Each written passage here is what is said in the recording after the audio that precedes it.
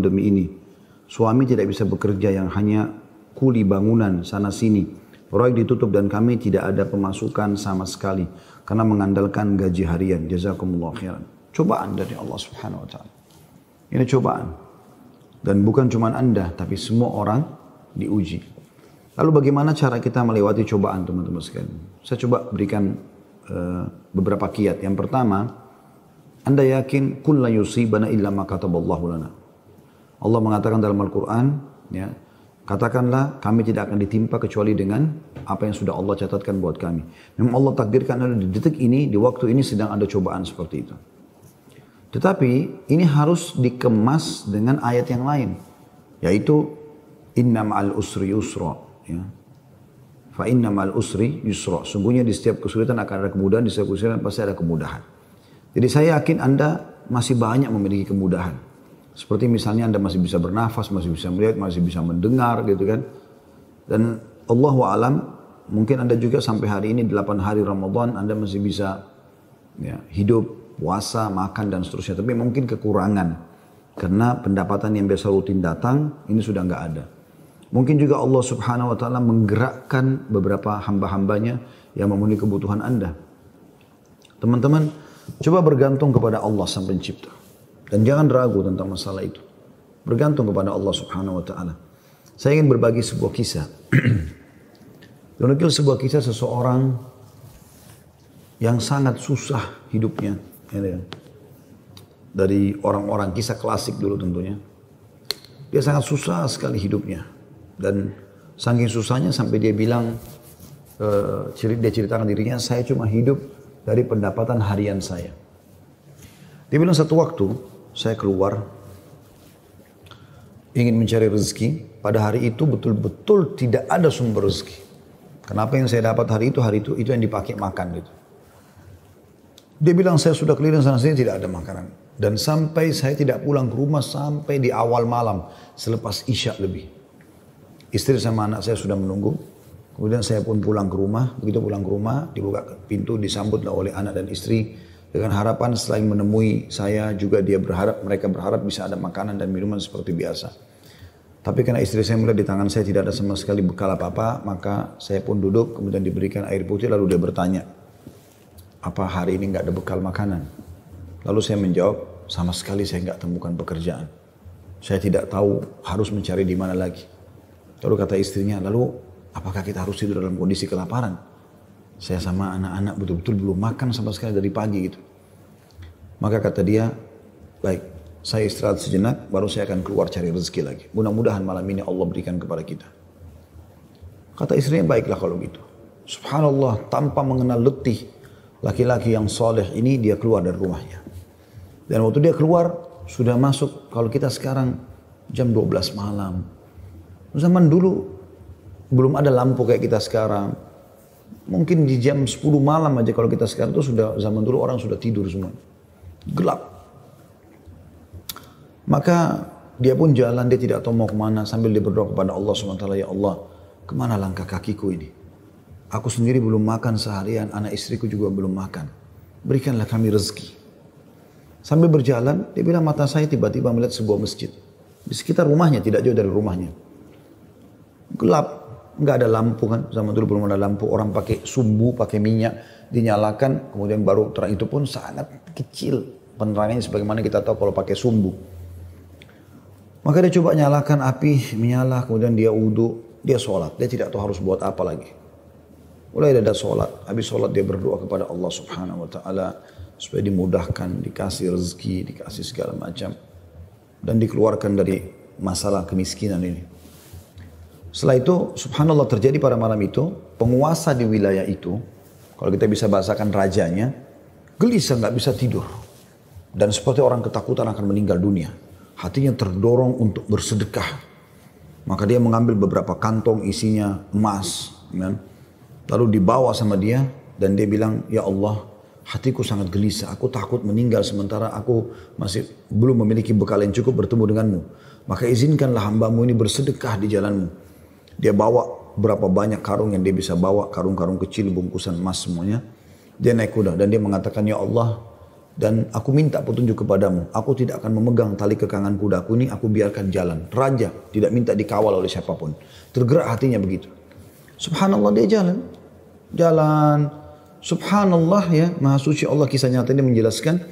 Kudanya berhenti di masjid yang ada orang soleh tadi yang susah itu. Dia juga heran. Kudanya masuk di halaman masjid, diam di situ. Dia turun.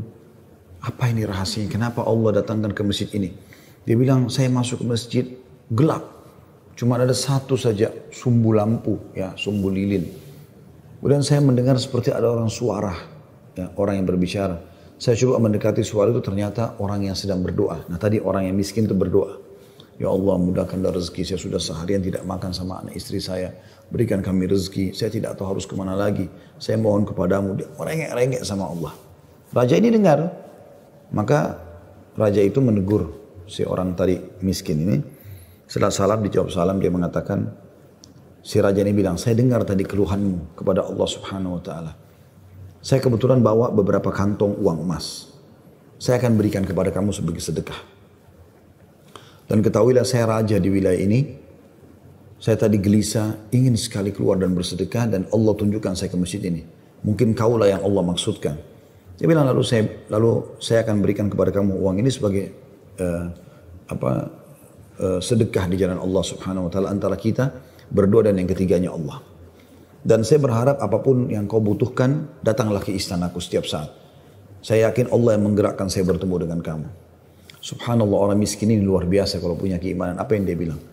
Wahai Tuan, kalau seandainya saya pun masih punya kebutuhan selain apa yang Anda akan berikan kepada saya ini, maka saya tidak akan datang minta kepada Anda. Tapi saya akan minta kepada Allah yang telah mengirim Anda datang kepada saya. Closing kisah ini coba diambil pelajaran baik-baik. Ada kisah yang lain, ini dihadiri oleh Imam At-Tabari. Menukil kisah ini, pada saat itu Imam Tabari masih muda gitu. Ada seorang yang sangat tua di Mekah. Dia menaungi kurang lebih 8 orang wanita. Cuma dia sendiri laki-laki. Seingat saya dalam kisah itu disebut ada 4 anaknya perempuan. Ada istri dia bertelimah. Ada mertua dia 6. Kemudian ada 2 saudari dia perempuan. 8. Ya. Sama dia 9 orang. Jadi 8 wanita. Semuanya miskin. Hidup hanya dari hasil orang ini. Dan orang ini sudah tua. Umurnya 60 tahun, hampir 70 tahun. Ringkas cerita teman-teman sekalian, At-Tabari menceritakan karena dia bilang saya hadir dari awal kisah ini, maka saya coba ceritakan. Dia bilang ada seseorang yang tua, miskin. Saya melihat lalu lalang di sekitar Masjidil Haram di Mekah ya, di musim haji. Dia coba mencari sesuap nasi gitu kan. Kata Imam Tabari, kemudian dia tidak temukan. Lalu dia pulang ke rumahnya. Imam Tabari tertarik untuk mengikuti orang ini. Sampai akhirnya tiba di rumahnya. Dan dia lihat keadaannya orang ini susah, miskin sekali gitu. Yang jelas, dia ditanya oleh istrinya, mirip dengan kisah tadi, apakah ada makanan buat kita hari ini? Kebetulan waktu itu awal Ramadan di Mekah. Mereka tadi sahur, tidak ada makanan, sekarang mau buka puasa juga nggak ada makanan. Maka dia bilang, saya sudah coba tadi keliling mencari makanan buat kita buka puasa, tapi nggak ada. Kemudian dia bilang, coba saya keluar lagi. Keluarlah orang tua ini, jalan jauh dari rumahnya. Apa kira-kira yang harus dia lakukan? Dia harus kerja kemana? Sambil bermunajat kepada Allah, ya Allah berikanlah rezeki. Sampai karena dia capek, dia duduk di sebuah pohon, dibawa sebuah pohon. Kemudian dia sengaja, tangannya dia menyentuh tanah yang ada di situ. Kemudian dia menyentuh seperti satu barang keras gitu. Waktu dia lihat ternyata ada kotak di sebelah dia. Dia tidak perhatikan waktu pas mau duduk. Dan kotak ini biasa dipakai untuk ngisi emas gitu. Maka dibukalah sama dia. Kotak tersebut ternyata betul ada emas dalam. Banyak sekali. Kalau saya tidak salah waktu itu 1000 keping emas ya. Maka dia pun melihat membuka. Ini harta yang luar biasa. Di siang hari nggak ada orang di bawah pohon. Gitu kan. Dia lihat kiri kanan, tidak ada pemukiman masyarakat, di pinggiran sekali, gitu kan. Maka diambil sama dia, dibungkus dengan rapi pada saat itu dengan kainnya. Dan dia sempat berpikir, terlintas di benaknya, syaitan menggoda, gitu kan.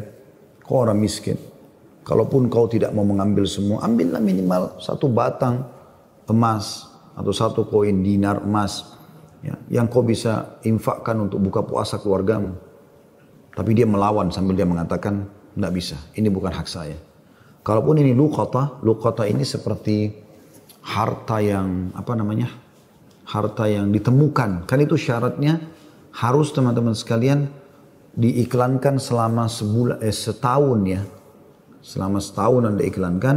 Kalau sudah setahun baru bisa mungkin jadi hak milik Anda. Ya. Yang jelas teman-teman sekalian, dia pulang ke rumahnya, lalu kemudian dia rencana tidak mau sampaikan kepada istrinya. Terus istrinya rupanya karena membuka pintu melihat ada di tangannya sesuatu, maka istrinya bilang, apa kau sudah bawa bekal buat kami? Kata dia, nggak ada. Lalu kemudian dia mengatakan, tapi apa itu? Di bawah bungkusan kainmu. Dia bilang, ini bukan urusan kamu. Dia bilang, saya minta atas nama Allah, jelaskan apa itu. Karena istrinya membawa nama Allah, maka dia mengatakan, ceritanya begini tadi. Istrinya, perempuan, miskin, dengar emas gitu kan. Perempuan kaya saja dengar emas mungkin tertarik, apalagi yang miskin, yang susah gitu. Maka dia mengatakan, kalau gitu kita bisa gunakan, karena kita orang miskin dan itu harta yang kau temukan. Kata dia, tidak demi Allah. Kalaupun ini kita bisa gunakan setelah 1 tahun kita iklankan. Tidak boleh sembarangan. Maka istrinya bilang, kalau begitu, mirip dengan tadi godaan awal syaitan. Kalau begitu minimal ambil 1 koin dirhamnya, dinarnya. Kita pakai buka puasa. Halal buat kita sekarang, kita ini miskin sekali, nggak bisa apa-apa. 8 orang kau harus naungin sekarang. Dia bilang, tidak demi Allah. Kalau seandainya kau sentuh kotak ini ada yang kau ambil, demi Allah kau saya ceraikan. Istrinya kaget dengan kata-kata itu, akhirnya dia lihat keseriusan suaminya, tidak berani juga. Disimpanlah di rumahnya. Akhirnya tiba waktu buka puasa, mereka buka puasa apa adanya, air putih saja, roti-roti kering ada di rumah, itulah yang dimakan sudah. Besok pagi, selepas sholat subuh di Masjid Haram, orang tua ini pas keluar, ternyata ada 1 orang dari Khurasan. Khurasan ini dari wilayah Irak sama Iran sana ya. Datang, naik di atas sebuah batu dekat Masjid Haram, lalu teriak-teriak. Ya. Dia mengatakan, wahai muslimin, wahai orang-orang yang sedang haji, wahai hamba-hamba Allah, saya kehilangan sebuah kotak emas, kotak isinya 1000 dirham emas, 1000 dinar emas. Siapa yang menemukan, tolong kembalikan kepada saya dan semoga Allah balas kebaikannya dengan pahala dan pengampunan dosa, peninggian derajat dan seterusnya. Rupanya si orang tua ini dengar, kotak ini dia yang temukan kemarin, tapi dia juga butuh. Maka dia mengatakan, wahai Khurasani, Khurasani kayak orang dari Khurasan, dia tahu ini dari Khurasan, mungkin dari face wajahnya gitu kan, mirip-mirip orang Khurasan. Wahai Khurasan, kalau ada orang yang temukan, berapa kau kasih dia? Kemudian kata orang tersebut gitu kan, Khurasan itu, berapa kira-kira dia minta? Kata orang tua ini, minimal kau kasih dia setengahnya. Kata orang Khurasan, tidak bisa. Kalau begitu, kasihlah berapa yang kau mau. Mungkin 1/10-nya. 10% maksudnya. Kata orang Khurasan, tidak bisa. Dia kembalikan karena Allah dan saya doakan supaya dapat pahala di sisi Allah. Dia miskin. Ini hari kedua Ramadan. Sahur dan buka puasa kemarin pas-pasan cuma dengan roti kering dengan air putih. Sudah tua, umurnya hampir 70 tahun. Mau kerja di mana? Di rumahnya sudah ada emas yang begitu banyak. Godaannya luar biasa. Ya. Ini teman-teman mohon maaf agak panjang saya sampaikan dan saya jawab pertanyaan ini karena saya melihat memang ini permasalahan yang dihadapin sekarang ya. Dan butuh jawaban secara keimanan.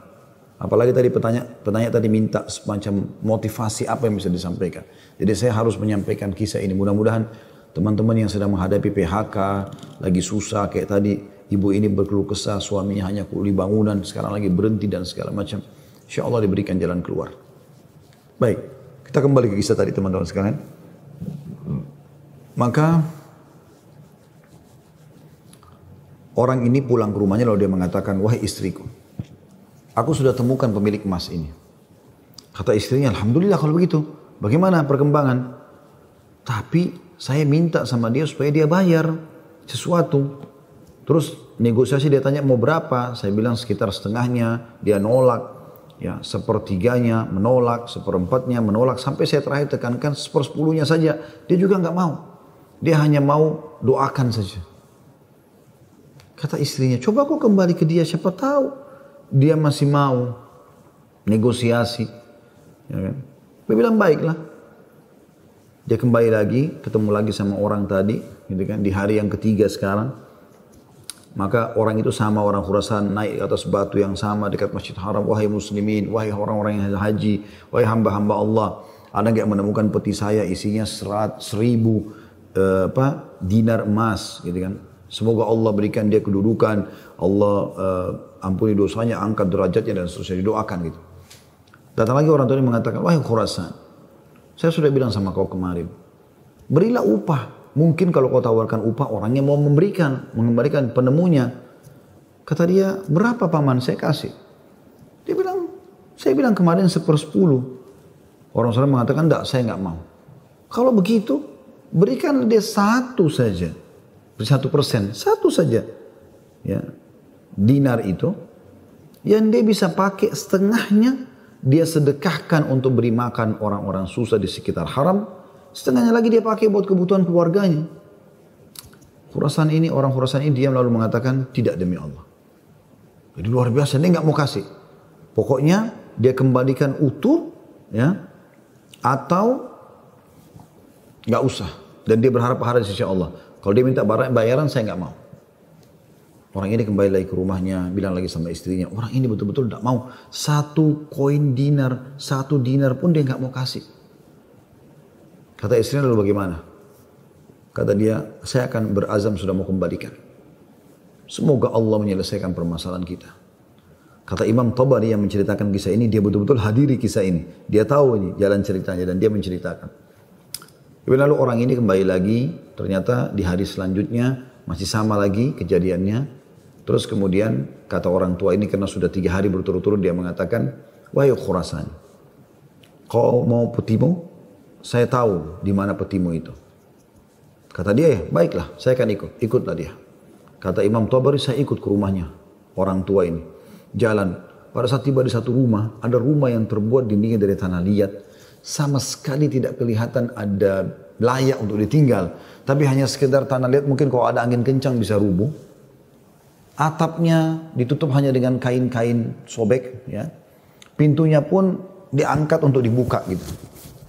Kemudian dia masuk dan dia persilahkan masuk. Saya pun izin. Saya mengatakan, maaf paman, bisa nggak saya ikut masuk? Karena dari awal saya lihat kisah ini. Maka dia mengatakan masuklah. Dia bilang waktu kami masuk, rumah itu nggak ada sama sekali karpetnya, nggak ada apa-apa, kosong lompong. Cuma ada semacam sekat dan seakan-akan di belakang sekat itu ada wanita-wanita tua yang kelihatan dari penampilan mereka juga itu susah, bajunya pas-pasan gitu. Lalu kemudian orang tua ini menuju ke satu arah di rumahnya, terus digalilah tanah, dikeluarkanlah kotak tersebut. Lalu kemudian dikatakan, sayalah penemunya hartamu itu. Ini. Dan saya sempat minta sama kamu agar kau berikan sebagian. Sebagaimana kau lihat ini keluarga saya susah begini. Saya sini 9 orang di rumah kecil ini. Saya sendiri laki-laki dan umur saya sudah hampir 70 tahun. Sementara ini istri saya ada di sini juga sudah tua. Ada mertua saya, ada 2 saudari saya, ada 4 anak saya. Mereka semua miskin. Gitu kan. Maka orang Khurasan itu mengatakan, dia buka, dia periksa, ternyata masih utuh 1000. Dia mengatakan, tidak. Saya tidak akan memberikan apa-apa. Lalu kemudian dia angkat, lalu dia keluar. Saya cuma bisa doakan kamu kebaikan.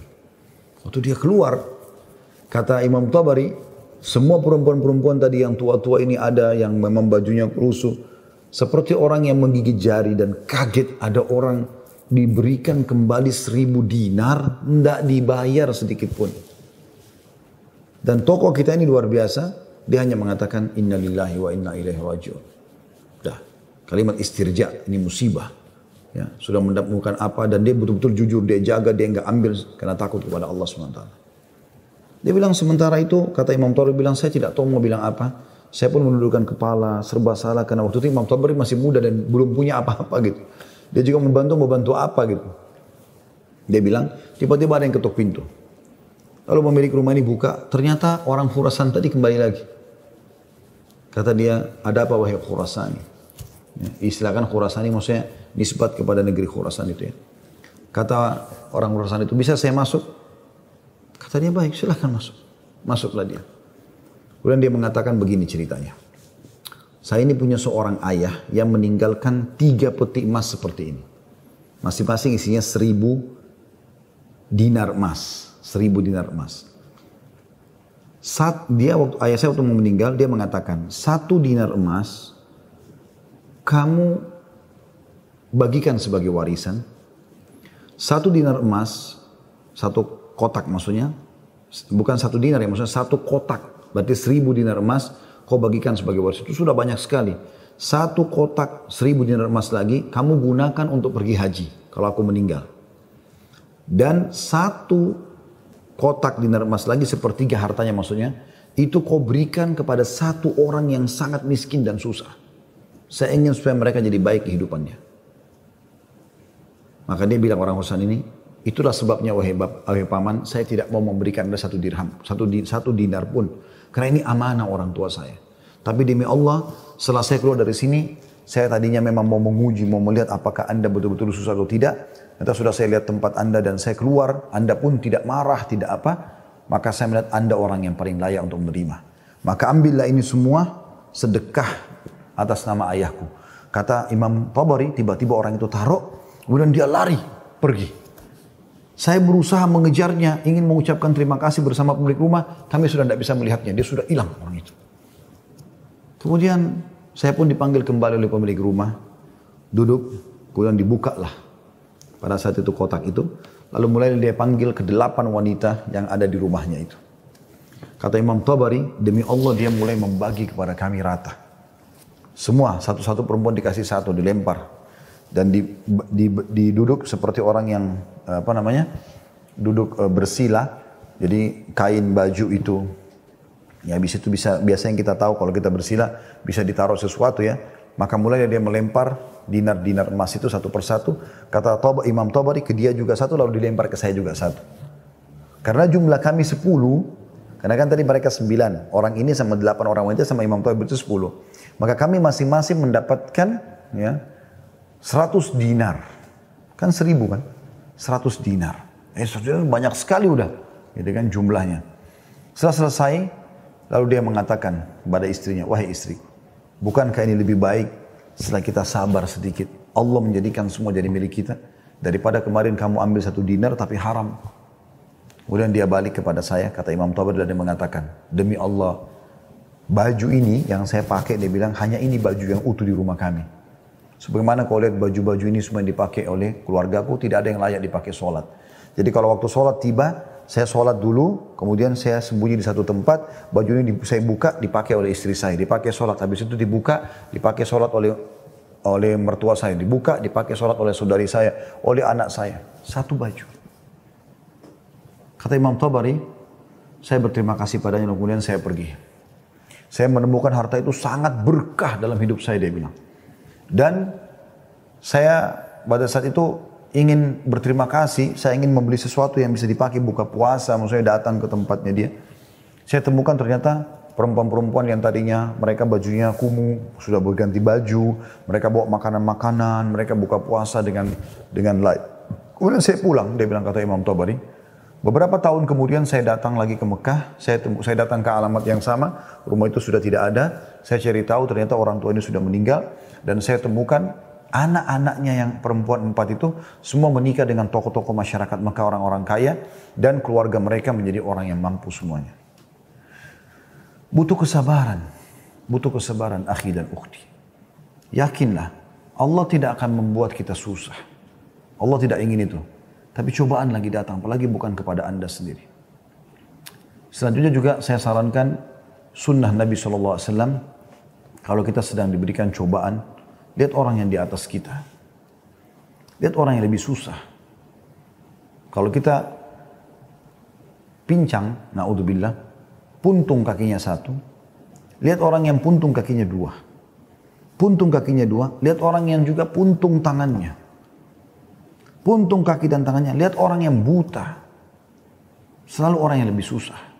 Sehingga kita selalu tahu nikmat Allah begitu besar kepada kita. Kadang-kadang teman-teman saya lihat ada orang berkeluh kesahnya luar biasa, padahal sebenarnya masalahnya kecil dalam hidupnya.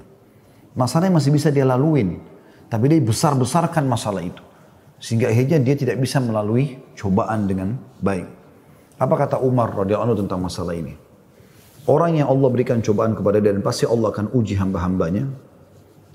Sebagaimana Allah jelaskan dalam surah Al-Baqarah, ya, ayat 155 ya. A'udzubillahi minasyaitonirrajim. وَلَنَبْلُوَنَّكُمْ بِشَيْءٍ مِنَ الْخَوْفِ. Kami pasti akan menguji kalian dengan sedikit takut. Minal khawfi wal ju', rasa lapar. Wa naqsi minal amwali wal anfusi wath thamarat, dan kekurangan jiwa. Yang orang kita cintai meninggal, harta juga kurang, hasil panen juga kurang, pekerjaan tidak ada, di PHK kayak sekarang masa pandemi. Wa basyirus sabirin, dan sampaikan kepada orang-orang yang sabar. Siapa mereka ya Allah? 156-nya. Alladzina idza asabatuhum musibatun qalu inna lillahi wa inna ilaihi raji'un. Mereka yang kalau ditimpa musibah mereka mengatakan kami milik Allah, kami akan kembali kepada Allah. Lalu Allah bilang apa? Ulaika, mereka lah. Alaihim salawatu min rabbihim rahmah. Mereka akan dapat ya jalan keluar dan rezeki dari Tuhan mereka. Wa ulaika humul muflihun, dan mereka adalah orang-orang yang beruntung, gitu kan? Jadi sini teman-teman sekalian, Anda sabar dalam melaluinya dan lihat orang yang lebih berat. Insya Allah akan ada jalan keluar. Tidak mungkin tidak. Yang penting teman-teman, di saat kita lagi genting, terus bergerak. Terus berusaha, terus ikhtiar. Terus berdoa kepada Allah SWT. Saling dukung-menukung, jangan saling menyalahkan. Jangan Anda menyalahkan suami yang mungkin lagi stres juga pengen cari kerjaan. Jangan juga suami berhenti total dari usaha. Apa saja. Mungkin rezeki Anda ada pada tetangga Anda, mungkin ada rumah yang mewah, yang bagus di dekat rumah, tawarkan diri. Betul-betul masa pandemi ini saya kuli bangunan, saya nggak bisa kerja apa-apa, rumah saya di sebelah sini. Ada yang bisa saya kerjakan, bersihin kebun kah, ke taman kah, di sini. Apalah ya, cuci mobil, kan bisa apa saja. Coba, mungkin rezeki di situ. Siapa tahu Allah SWT gerakkan mereka orang-orang kaya tetangga Anda itu, justru mereka bisa menyiapkan buka puasa, sahur. Alhamdulillah, kehidupan bisa berjalan, gitu kan? Maka Allahu a'lam itu yang saya bisa kasih jawaban, karena saya juga merasa prihatin dengan keadaan ibu dan suami dan semua muslim yang sedang tertimpa seperti ini. Semoga Allah SWT memberikan kita semua jalan keluar yang terbaik ya.